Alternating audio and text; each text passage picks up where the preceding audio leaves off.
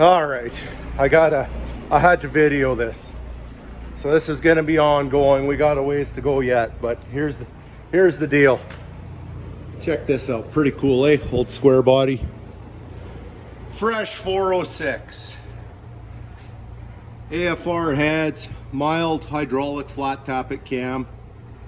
Still got a highway gear in it, 308, pretty big tires. We're not expecting miracles, but this engine, safe to say this combination, this thing should make 500 foot-pounds, no problem. So, had shorty headers. We put long tubes on it. I'll show you the outlet. Here's the outlet of that shorty header. That diameter there doesn't even measure 2 inch.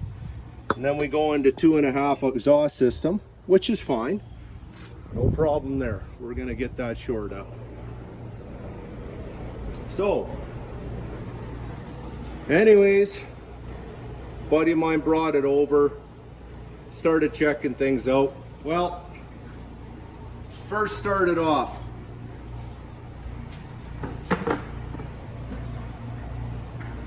this guy here, the vacuum diaphragm on the distributor for vacuum advance, which seems like most of the world doesn't understand how it works, but that's for a different topic.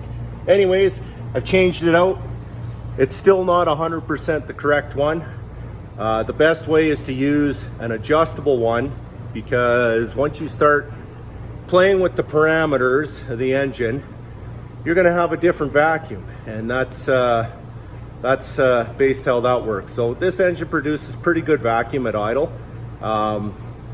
Now we're it's not too radical of a camshaft. So anyways, I got that working at idle, full vacuum, because I like to take the benefits of clean idle, cool idling, and you still have the same effect, part throttle cruising down the highway, whether you're running full or ported vacuum.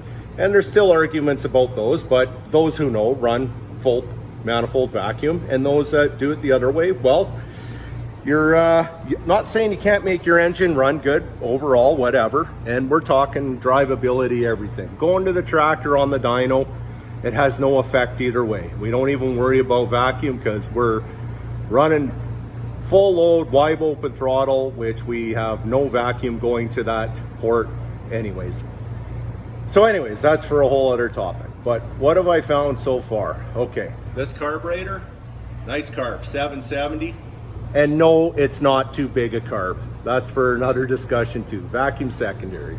So basically I should just do Mythbusters, and it seems like most of the bullshit is what people believe. So, hey, if you want your engine to run hot, foul up the plugs, overjet it, don't run enough timing, don't even run a vacuum advance on the street, and have it run like shit.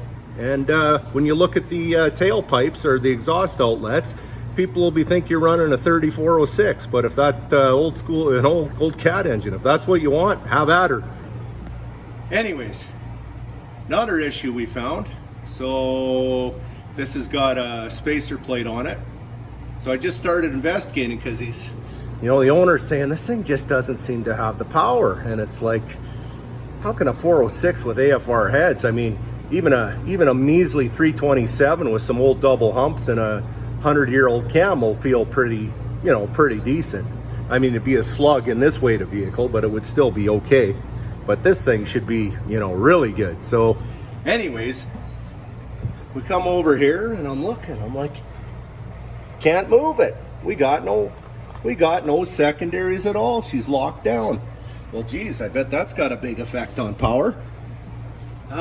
Anyways, so check the jetting on this carb, and obviously that's going to be trial and error based. You can put an air fuel ratio meter on this thing and set up to what magic numbers, but then you go drive the vehicle and then it just may not be how it should be. That's I'm going to say for the home tuner or the home hot rodder, it's trial and error, and you got to try the vehicle out. I could set this thing up to idle nice all day long here. Second I go out and drive it, it could be a complete pig. So that's why you need to try it all the way out. And this is not a full-on, this is not a track vehicle. This is a daily driver, just wanted some good torque, low speed torque. That's why we went 406.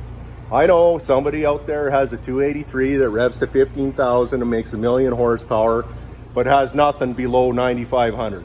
That's not what we want in this application. So anyways, thought I'd check the jetting in the front for now. Had 74s in it.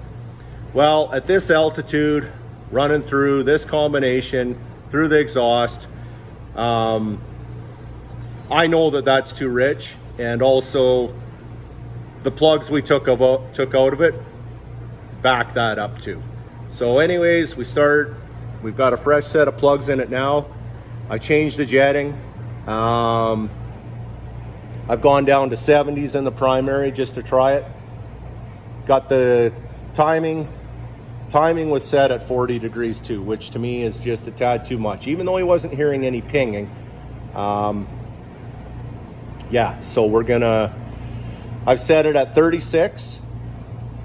We're gonna see how that is. I've got 70s in the primaries. I've got the vacuum advance working. I'm gonna pull this carburetor off and I'm gonna see what the heck is going on. I have a feeling there's just maybe the base plate or whatever he's using there. There could be issues there.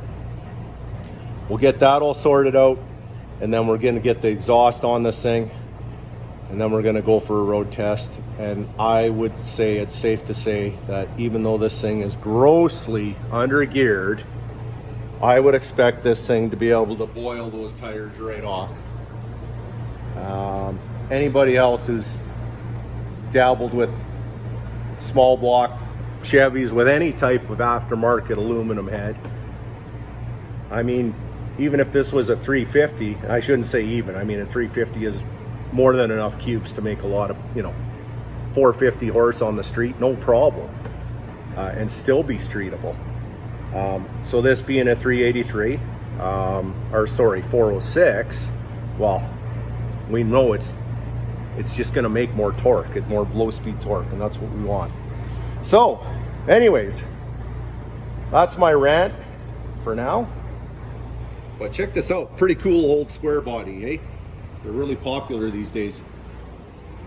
It's got the fenders, the new fenders. Somebody else put rockers and did the floor work under here. It's a little dirty, but I can't take credit for this, but somebody else did the body work on here, and I should try and get the guy's name because he did a beautiful job. Like, you look at he did the braces, tied it all in nice, did the cab corners. Did a really nice job. Hey, I'm not afraid to give credit where credit's due. There's people out there that do good work, and there's people out there that do shit work, and that's okay. We're not here to bash anybody. We're just here to diagnose, play around, and see what we can make happen. So anyways, yeah, we're gonna get this thing running how it should. So stay tuned. We'll have a road test coming up next.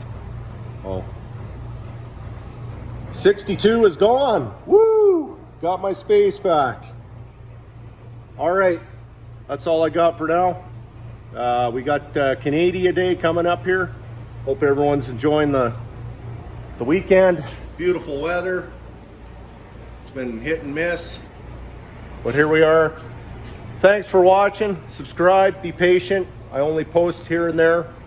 It's because I got a full-time job. I make an honest living. That's why I have no money, but it's all right. I still got my health. Woo! Till next time.